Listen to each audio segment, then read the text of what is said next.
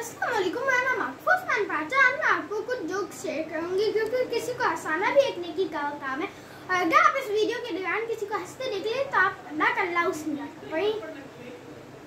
तो पहला जोक है, बिल्लियाँ कंप्यूटर लैब में क्यों आ रही थी?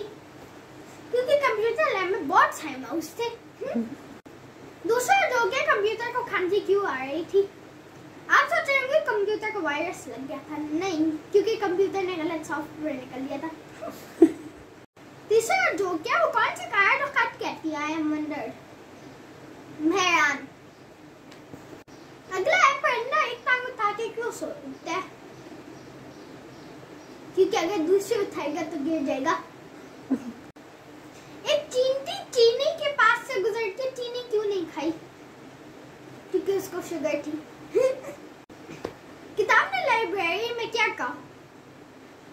मुझे शेल्फ पे छोड़ दो, मुझे आराम की जरूरत है।